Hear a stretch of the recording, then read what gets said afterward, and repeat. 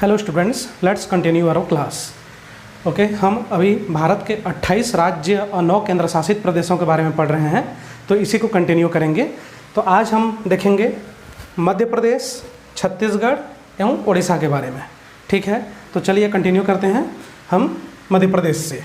ठीक है, मध्य प्रदेश जो भारत के लगभग बीचों बीच स्थित है, इसलिए इसको मध्य प्रदेश कहा जाता है। ठीक है, पहले यह बिफोर इंडिपेंडेंस और इंडिपेंडेंस के बाद भी कुछ वर्षों तक यह सीपी या सेंट्रल प्रोविंस के नाम से जाना जाता था। ठीक है, बाद में जाकर के फिर राज्य का पुनर्गठन किया गया और पुनर्गठन करके इस तरह से वर्तमान मध्य प्रदेश अस्तित्व में आया। ठीक है, इसके बारे में देखेंगे आगे विस्तार से। ओके, ठीक है, इसमें सबसे महत्वपूर्ण तथ्य मध्य प्रदेश के संबंध में कि मध्य प्रदेश जो है वो भारत का दूसरा सबसे बड़ा राज्य है क्षेत्रफल के मामले में। मध्य प्रदेश भारत का दूसरा सबसे बड़ा राज्य क्षेत्रफल के मामले में। सबसे बड़ा कौन सा है हम देख चुके हैं, राजस्थान। क्षेत्रफल की दृष्टि से नंबर 1 राजस्थान, नंबर 2 मध्य प्रदेश। तो मध्य प्रदेश का कुल क्षेत्रफल जो है 3,08,252 वर्ग किलोमीटर, 3,08,252 स्क्वायर किलोमीटर। राजस्थान का 3,42,000 से कुछ अधिक है। ठीक है, 3,42,000 स्क्वायर किलोमीटर से कुछ अधिक है। और नंबर 1 है मध्य प्रदेश 3,08,252 वर्ग किलोमीटर के साथ दूसरे स्थान पर है। महाराष्ट्र तीसरे स्थान पर है। ठीक है, महाराष्ट्र तीसरे स्थान पर है। मध्य प्रदेश की कुल जनसंख्या 7,26,26,809 2011 के जनगणना के अनुसार। ठीक है, 7,26,26,809 एज पर 2011 सेंसस। ठीक है, मध्य प्रदेश वर्तमान जो मध्य प्रदेश नाम है और यह जो मध्य प्रदेश का मानचित्र है, ठीक है, यह नवंबर 1 नवंबर 1956 को अस्तित्व में आया। यानी मध्य प्रदेश की स्थापना जो किया गया है 1 नवंबर 1956 को किया गया। ठीक है, उस समय वर्तमान छत्तीसगढ़ भी मध्य प्रदेश के साथ सम्मिलित था। ठीक है, तो 1 नवंबर 1956 को मध्य प्रदेश का गठन किया गया। मध्य प्रदेश की मुख्य भाषा हिंदी है। मध्य प्रदेश की मुख्य भाषा हिंदी है। तो अब चलिए आगे और कुछ महत्वपूर्ण तथ्यों को देखते हैं। ठीक है, मध्य प्रदेश की राजधानी भोपाल। मध्य प्रदेश की राजधानी भोपाल बहुत ही महत्वपूर्ण नगर है, प्रशासनिक केंद्र है। ठीक है, आजकल व्यापारिक वाणिज्यिक कार्य भी यहाँ पर बहुत ज़्यादा हो रहा है। ठीक है, औद्योगिक स्थापनाएं भी हुई हैं भोपाल। ठीक है, मध्य प्रदेश के कुछ और नगरों के बारे में देखेंगे क्रम से। इंदौर को मध्य प्रदेश की आर्थिक राजधानी कहा जाता है। ठीक है, और महत्वपूर्ण वाणिज्यिक व्यापारिक औद्योगिक केंद्र है इंदौर में सूती वस्त्र उद्योग का विकास बहुत ही ज़्यादा हुआ है। साथ ही साथ यहाँ पर सॉफ्टवेयर टेक्नोलॉजी का भी विकास हुआ है, सॉफ्टवेयर इंडस्ट्री का। ठीक है, इसके अलावा इंदौर में मोटर वाहन उद्योग का भी विकास हुआ है। ठीक है, उज्जैन एक धार्मिक केंद्र है, धार्मिक नगरी है, और साथ ही साथ यहाँ पर कुंभ मेला भी आयोजित किया जाता है उज्जैन में, एक महत्वपूर्ण धार्मिक नगर। देवास में नोट प्रिंटिंग प्रेस है, note printing press, currency printing press, यहाँ पर करेंसी बनाया जाता है देवास में। ठीक है, नोट छापने की यहाँ पर प्रिंटिंग प्रेस है। उसके बाद आगे और देखते जाते हैं। भोपाल के पास में भीमबेटका कैद, यह एक प्री हिस्टोरिक साइट है, प्रागैतिहासिक कालीन स्थल है। भीमबेटका जो कि भोपाल के पास में स्थित एक महत्वपूर्ण प्रागैतिहासिक कालीन स्थल। ठीक है, सांची जो है वो बौद्ध धर्म से संबंधित स्थल है, सांची। अन्य महत्वपूर्ण तथ्यों में देखते जाएंगे। खजुराहो जो मध्य प्रदेश का एक महत्वपूर्ण धार्मिक केंद्र है, एक पुरातात्विक केंद्र है। ठीक है, एक पुरातात्विक स्थल है खजुराहो मध्य प्रदेश का। आगे और जबलपुर मध्य प्रदेश के पूर्वी भाग का एक महत्वपूर्ण नगर, बड़ा नगर। ठीक है, यहाँ पर मध्य प्रदेश का हाई कोर्ट की स्थापना किया गया है। यह नर्मदा नदी के तट पर स्थित एक महत्वपूर्ण औद्योगिक व्यापारिक नगर है जबलपुर। ठीक है, जबलपुर के पास में धुआंधार जलप्रपात है, नर्मदा नदी पर स्थित धुआंधार जलप्रपात, जो कि आकर्षण का केंद्र है और यहाँ पर प्रतिवर्ष लाखों की संख्या में पर्यटक घूमने के लिए जाते हैं। ठीक है, छिंदवाड़ा में एनटीपीसी पावर प्लांट की स्थापना किया गया है।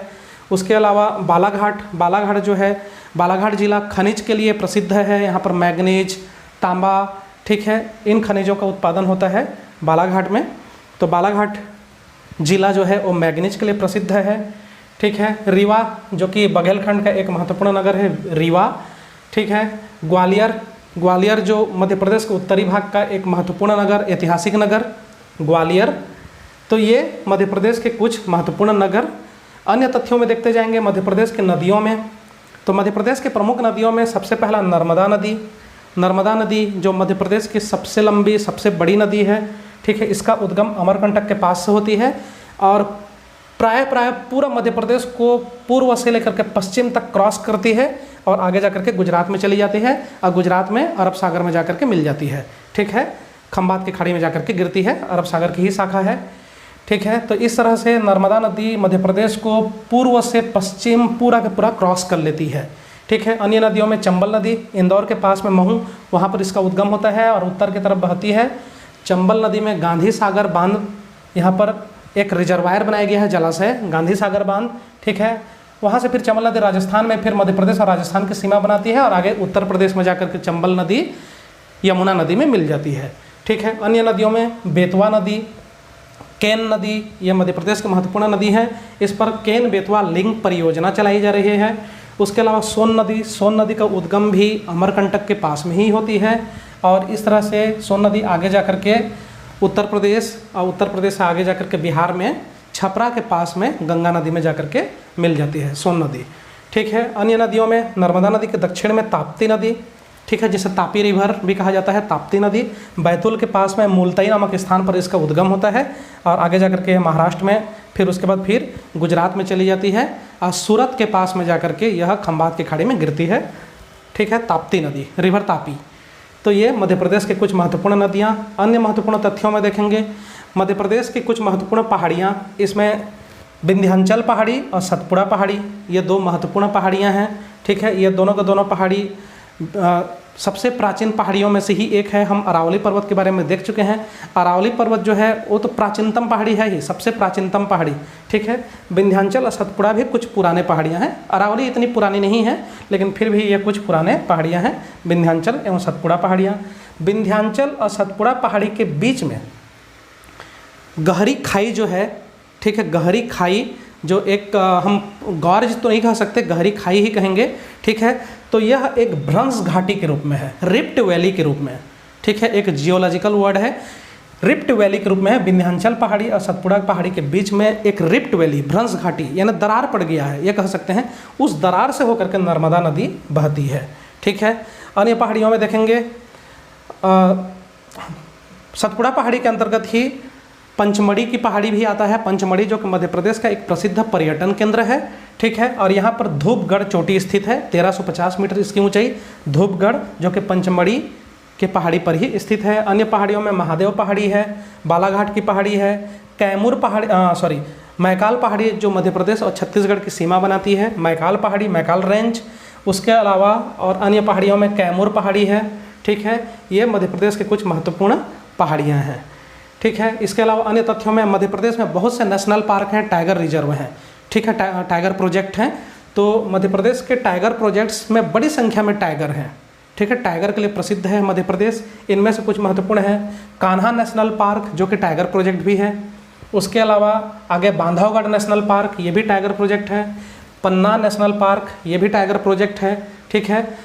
तो ये कुछ महत्वपूर्ण नेशनल पार्क हैं जो मध्य प्रदेश में स्थित हैं, ठीक है। तो ये मध्य प्रदेश के संबंध में कुछ महत्वपूर्ण तथ्य हो गया, ठीक है। आगे और देखते हैं मध्य प्रदेश के पड़ोसी, ठीक। मध्य प्रदेश भारत के बीचों बीच होने के कारण इसके बहुत से पड़ोसी राज्य हैं और साथ ही साथ मध्य प्रदेश एक लैंड लॉक स्टेट है। लैंड लॉक स्टेट कहने का मतलब इसका कोई अंतर्राष्ट्रीय सीमा नहीं है, यानी मध्य प्रदेश कोई अंतर्राष्ट्रीय सीमा से स्पर्श नहीं करती है, ठीक है, और न ही इसका कोई समुद्री सीमा है। तो इस तरह से मध्य प्रदेश एक लैंड लॉक स्टेट यानी भू आविष्ठित राज्य है। इसकी सीमाएँ पश्चिम की तरफ गुजरात, उत्तर पश्चिम में राजस्थान, उत्तर की तरफ उत्तर प्रदेश, उत्तर पश्चिम में राजस्थान, उत्तर में उत्तर प्रदेश, उसके बाद पूर्वी भाग में छत्तीसगढ़, मध्य प्रदेश के पूर्व में छत्तीसगढ़ और दक्षिण में महाराष्ट्र। तो ये मध्य प्रदेश के कुछ पड़ोसी राज्य। तो ये हो गया मध्य प्रदेश के संबंध में कुछ महत्वपूर्ण तथ्य, ठीक है। अब मध्य प्रदेश के बाद फिर हम आगे देखेंगे छत्तीसगढ़ के बारे में, ठीक है। छत्तीसगढ़ जो कि नया राज्य ही है, इससे पहले हम झारखंड उत्तराखंड के बारे में पढ़ चुके हैं कि नवंबर सन 2000 को 3 राज्यों का स्थापना किया गया, ठीक है, राज्यों का पुनर्गठन किया गया और 3 राज्यों का स्थापना किया गया, ठीक है। मध्य प्रदेश को पुनर्गठित करके मध्य प्रदेश से अलग करके छत्तीसगढ़ बनाया गया, ठीक है। तो छत्तीसगढ़ एक नया राज्य है, अभी 20 साल पुराना ही हो रहा है, ठीक है, अभी 20 साल भी पूरा नहीं हुआ है। छत्तीसगढ़ की स्थापना 1 नवंबर सन 2000 को किया गया। याद रखेंगे, आप उत्तराखंड और झारखंड जब देख रहे थे तो उस समय भी इसके बारे में हम देख चुके हैं, फिर से भी रिपीट किया जा रहा है। 1 नवंबर सन 2000 को छत्तीसगढ़ की स्थापना किया गया भारत के 26वें राज्य के रूप में, ठीक है। उसके बाद 27वें उत्तराखंड, 28वें झारखंड, ये हम देख चुके हैं। तो छत्तीसगढ़ के संबंध में कुछ महत्वपूर्ण तथ्यों को देखेंगे, ठीक है। छत्तीसगढ़ जिसका कुल क्षेत्रफल 1,35,192 वर्ग किलोमीटर, 1,35,192 स्क्वायर किलोमीटर, ठीक है। कुल जनसंख्या इसका 2,55,45,198, 2,55,45,198 एज पर 2011 सेंसस छत्तीसगढ़ की कुल जनसंख्या, ठीक है। स्थापना बताया जा चुका है 1 नवंबर सन 2000 को 26वें राज्य के रूप में। छत्तीसगढ़ की मुख्य भाषाएं जो है वो हिंदी और छत्तीसगढ़ी बोली का भी प्रयोग यहाँ पर व्यापक तौर पर किया जाता है। हिंदी मुख्य भाषा है, ठीक है। तो इस तरह से छत्तीसगढ़ में हिंदी और छत्तीसगढ़ी भाषाओं का प्रयोग किया जाता है। ये कुछ महत्वपूर्ण तथ्य हो गया। अन्य तथ्यों में देखते हैं छत्तीसगढ़ में, छत्तीसगढ़ के कुछ प्रमुख नगर, छत्तीसगढ़ के कुछ प्रमुख नगरों में रायपुर, छत्तीसगढ़ की राजधानी रायपुर। अब छत्तीसगढ़ की राजधानी रायपुर के पास में नया रायपुर स्थापित किया गया है, नवा रायपुर नामकरण किया गया है उसका, ठीक है। अटल नगर नवा रायपुर के नाम से उसका नामकरण किया गया है, अटल नगर नवा रायपुर छत्तीसगढ़ की राजधानी, ठीक है। अन्य महत्वपूर्ण शहरों में रायपुर के अलावा भिलाई जो कि एक औद्योगिक नगरी है, यहाँ पर BSP भिलाई स्टील प्लांट का स्थापना किया गया है, जो भारत का सबसे बड़ा लोहा इस्पात कारखाना है भिलाई, ठीक है। यहाँ पर बड़ी मात्रा में प्रतिवर्ष लोहा इस्पात का उत्पादन किया जाता है। तो भिलाई एक औद्योगिक नगरी, ठीक है, छत्तीसगढ़ का एक महत्वपूर्ण नगरी। उसके अलावा बिलासपुर जहाँ पर छत्तीसगढ़ का हाईकोर्ट की स्थापना किया गया है, ठीक है। कोरबा भी छत्तीसगढ़ का एक महत्वपूर्ण औद्योगिक नगरी है, पावर सिटी है, ठीक है। यह एक शक्ति का केंद्र है, यहाँ पर बहुत सारे पावर प्लांट का स्थापना किया गया है कोरबा में। और साथ ही साथ कोरबा जिला जो है वो कोयला के उत्पादन के लिए प्रसिद्ध है। अन्य शहरों में अंबिकापुर है, रायगढ़ है, ठीक है, रायगढ़ एक औद्योगिक नगरी है। उसके अलावा जगदलपुर है, बस्तर का मुख्यालय, छत्तीसगढ़ का दक्षिणी भाग बस्तर, ठीक है, जो कि दंडकारण्य का ही एक हिस्सा है बस्तर, इसका मुख्यालय जगदलपुर है, छत्तीसगढ़ का दक्षिणी भाग का एक महत्वपूर्ण नगर, ठीक है। बैलाडीला छत्तीसगढ़ का एक महत्वपूर्ण लौह अयस्क का खदान है, लौह अयस्क का खदान जहाँ पर उत्तम क्वालिटी का लौह अयस्क की प्राप्ति की जाती है, बैलाडीला, ठीक है। तो ये छत्तीसगढ़ के कुछ महत्वपूर्ण केंद्र। उसके अलावा नदियों में देखेंगे तो छत्तीसगढ़ में महानदी का उद्गम होता है सिहावा पर्वत के पास में, महानदी का उद्गम धमतरी जिला में छत्तीसगढ़ में। अब महानदी सीधा आगे बढ़ करके फिर उड़ीसा में प्रवेश करती है और उड़ीसा में जाकर के बंगाल की खाड़ी में गिर जाती है, ठीक है। जब हम रिवर चैप्टर देखेंगे तब उसके बारे में और विस्तार से देखेंगे। अन्य नदियों में शिवनाथ नदी जो कि महानदी की सहायक नदी है, हसदेव नदी, ठीक है, ये महानदी की सहायक नदी है। एक अन्य नदी है इंद्रावती नदी जो उड़ीसा में इसका उद्गम होता है और छत्तीसगढ़ में बहते हुए ये तेलंगाना में चली जाती है और आगे जाकर के गोदावरी नदी में मिल जाती है। तो इंद्रावती नदी गोदावरी नदी की एक शाखा। और उसके अलावा सबरी नदी छत्तीसगढ़ के दक्षिण में बहती है, सबरी नदी जो कि गोदावरी नदी की एक शाखा है, ठीक है, गोदावरी नदी की एक शाखा है। अन्य तथ्यों में देखते हैं छत्तीसगढ़ में नेशनल पार्क, यहाँ पर गुरु घासीदास नेशनल पार्क, छत्तीसगढ़ के उत्तरी भाग में गुरु घासीदास नेशनल पार्क, दक्षिण में इंद्रावती नेशनल पार्क, कांगेर घाटी राष्ट्रीय उद्यान, ठीक है, कांगेर वैली नेशनल पार्क, ये कुछ महत्वपूर्ण नेशनल पार्क हैं। छत्तीसगढ़ में और महत्वपूर्ण स्थलों में देखेंगे तो यहाँ पर कुटुमसर की गुफा जो बहुत ही गहरी और लंबी गुफा है, कुटुमसर की गुफा। इंद्रावती नदी पर यहाँ पर चित्रकोट जलप्रपात भी है, ठीक है, जगदलपुर से पश्चिम दिशा में चित्रकोट जलप्रपात जो कि इंद्रावती नदी पर स्थित है। यह भारत की सबसे चौड़ी जलप्रपात है, भारत की सबसे चौड़ी जलप्रपात चित्रकोट जलप्रपात, ठीक है। अन्य महत्वपूर्ण तथ्यों में देखते हैं तो छत्तीसगढ़ का मुख्य रोड जो है नेशनल हाईवे नंबर 6, यह पुराना क्रमांक है इसका, नया क्रमांक इसका नेशनल हाईवे नंबर 53 हो गया है। यह एक महत्वपूर्ण नेशनल हाईवे है जो कोलकाता और मुंबई को जोड़ने वाली नेशनल पार्क। यद्यपि अब इसका नामकरण 53 हो गया है तो यह हजीरा से लेकर के पाराद्वीप तक, ठीक है, यह नेशनल हाईवे का नामकरण कर दिया गया है national highway number 53। National highway number 6 के नाम से इसका पुराना नाम है, जो कोलकाता से मुंबई को जोड़ने वाली नेशनल पार्क है, यह है राष्ट्रीय राजमार्ग है, नेशनल हाईवे है, ठीक है, करेक्शन है। यहाँ पर मध्य प्रदेश में एक नेशनल हाईवे छूट गया था। मध्य प्रदेश में नेशनल हाईवे जो नेशनल हाईवे नंबर 7, ठीक है, मध्य प्रदेश में देखिए यहाँ से उत्तर प्रदेश वो मध्य प्रदेश में प्रवेश करती है, रीवा जबलपुर होते हुए वो नागपुर होते हुए हैदराबाद होते हुए, ठीक है, बेंगलुरु होते हुए वो चली जाती है, ठीक है। यह नेशनल हाईवे नंबर 7 के नाम से जाना जाता है, पुराना क्रमांक है नेशनल हाईवे नंबर 7। यह भारत का सबसे लंबा नेशनल हाईवे है, मध्य प्रदेश से गुजरता है, ठीक है। नेशनल हाईवे नंबर 7 भारत का सबसे लंबा नेशनल हाईवे, ठीक है। यह छूट गया था मध्य प्रदेश में। अब आगे कंटिन्यू करते हैं छत्तीसगढ़। छत्तीसगढ़ में महानदी पर एक जलाशय बनाया गया है, रविशंकर सागर जलाशय, जिसे गंगरेल डैम के नाम से भी जाना जाता है। गंगरेल डैम, रविशंकर सागर जलाशय, यहाँ पर इस डैम से रविशंकर सागर जलाशय का निर्माण हुआ है, ठीक है। महानदी पर एक बहुउद्देशीय परियोजना है।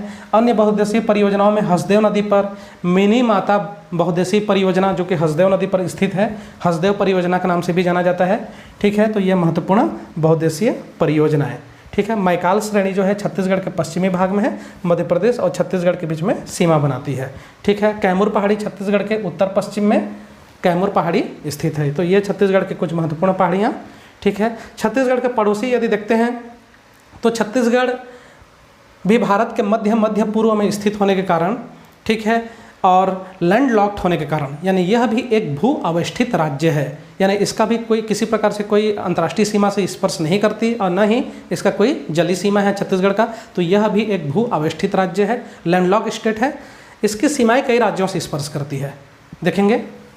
उत्तरी भाग में उत्तर प्रदेश से, ठीक है, क्लॉकवाइज देखते जाते हैं, क्लॉकवाइज। उत्तरी भाग में उत्तर प्रदेश से सीमा, फिर उसके बाद उत्तर पूर्व में झारखंड, पूर्वी भाग में एक लंबी सीमा है उड़ीसा के साथ, उसके बाद फिर दक्षिण में आंध्र प्रदेश और तेलंगाना के साथ सीमा है। आंध्र प्रदेश के साथ भी इसका सीमा है, बहुत छोटी सीमा है आंध्र प्रदेश के साथ, फिर तेलंगाना के साथ इसका सीमा है, फिर उसके बाद दक्षिण पश्चिम में महाराष्ट्र के साथ सीमा है, अब पश्चिमी भाग में मध्य प्रदेश के साथ इसका सीमा है। तो इस तरह से छत्तीसगढ़ की बहुत से राज्यों के साथ सीमाएं स्पर्श करती हैं। तो ये हो गया छत्तीसगढ़ के संबंध में कुछ महत्वपूर्ण तथ्य।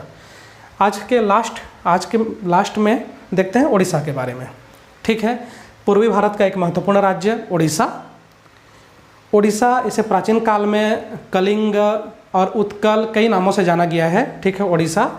तो उड़ीसा जो है भारत के पूर्वी भाग में स्थित यह राज्य, इसके संबंध में कुछ महत्वपूर्ण तथ्य देखते जाएंगे। उड़ीसा का कुल क्षेत्रफल 1,55,707 वर्ग किलोमीटर, 1,55,707 वर्ग किलोमीटर कुल क्षेत्रफल, ठीक है। क्षेत्रफल की दृष्टि से उड़ीसा कई किताबों में 9वां मिलेगा, लेकिन जम्मू एंड कश्मीर का पुनर्गठन होने के बाद, ठीक है, जम्मू एंड कश्मीर और लद्दाख केंद्र शासित प्रदेश बन गए, दोनों अलग अलग। तो उड़ीसा अब 8वां स्थान में आ गया है, क्षेत्रफल की दृष्टि से 8वां स्थान में, ठीक है, आ चुका है। छत्तीसगढ़ पहले 10वें स्थान पर था क्षेत्रफल की दृष्टि से, अब वो 9वें स्थान पर आ चुका है, जम्मू एंड कश्मीर और लद्दाख का पुनर्गठन होने के बाद, ठीक है। छत्तीसगढ़ 9वें स्थान पर आ गया है और उड़ीसा जो है यह 8वें स्थान पर आ चुका है क्षेत्रफल की दृष्टि से। जनसंख्या 4,19,74,218, ठीक है, 4,19,74,218 एच 2011 सेंसस। यहाँ की मुख्य भाषा जो है ओडिया है, मुख्य भाषा ओडिया। संबलपुरी बोली का भी प्रयोग किया जाता है उड़ीसा में, ठीक है। स्थापना अप्रैल 1, 1936, ठीक है, अप्रैल 1, 1936, 1 अप्रैल 1936 को उड़ीसा का गठन किया गया, स्थापना किया गया।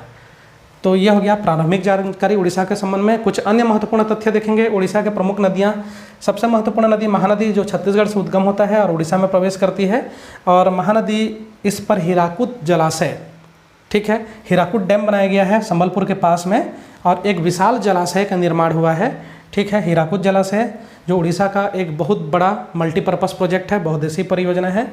फिर महानदी आगे बढ़ती हुई, ठीक है, कटक से आगे डेल्टा बनाती हुई बंगाल के खाड़ी में जाकर के गिर जाती है, ठीक है। अन्य नदियों में महानदी के प्रमुख एक सहायक नदी है तेल नदी, ठीक है। अन्य नदियों में इंद्रावती नदी जो उड़ीसा में उद्गम होती है, इस पर भी एक मल्टीपर्पज़ प्रोजेक्ट बनाया गया है और ये छत्तीसगढ़ में प्रवेश कर जाती है, ठीक है। ब्राह्मणी नदी झारखंड में इसका उद्गम होता है और राउरकेला के बगल से गुजरती हुई ब्राह्मणी नदी आगे पारादीप के पास में बंगाल के खाड़ी में गिर जाती है, ब्राह्मणी नदी, ठीक है।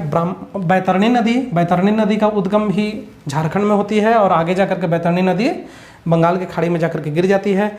तो इस तरह से यह उड़ीसा के कुछ महत्वपूर्ण नदियां हैं। अन्य तथ्यों में देखेंगे, उड़ीसा के प्रमुख नगर भुवनेश्वर, उड़ीसा की राजधानी, एक महत्वपूर्ण धार्मिक केंद्र, लिंगराज मंदिर के लिए प्रसिद्ध भुवनेश्वर, ठीक है, और प्रशासनिक केंद्र है।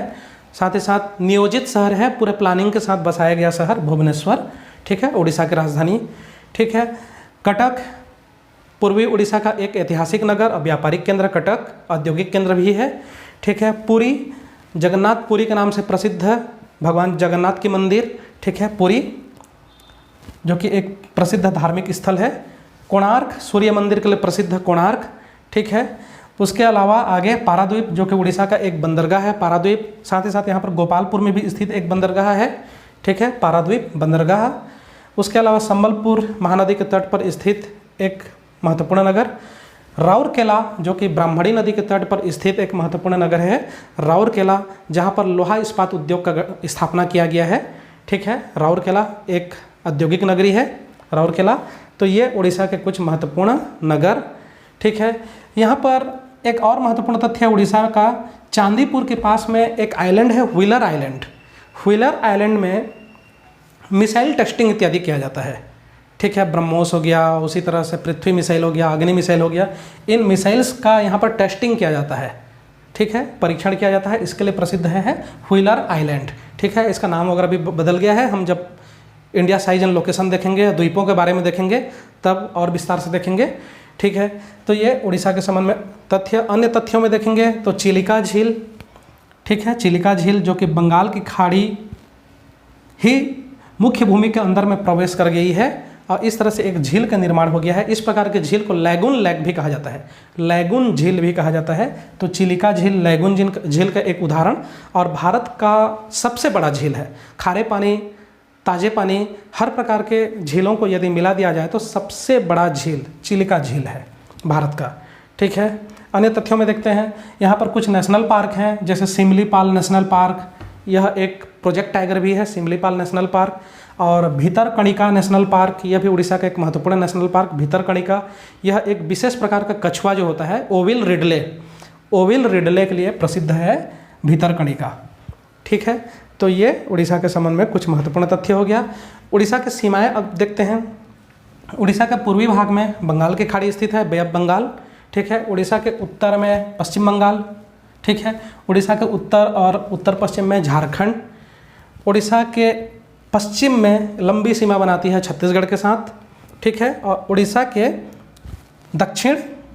दक्षिण में आंध्र प्रदेश स्थित है। तो इस तरह से इन राज्यों के साथ उड़ीसा की सीमा स्पर्श करती है। तो ये हो गया उड़ीसा के संबंध में कुछ महत्वपूर्ण तथ्य। तो आज के क्लास में इन 3 राज्यों के बारे में देखा। अब अगले क्लास में हम देखेंगे गुजरात, महाराष्ट्र, दमन एंड दीव, दादरा एंड नगर हवेली एवं गोवा के बारे में, ठीक है। तो आज के लिए इतना ही, थैंक यू।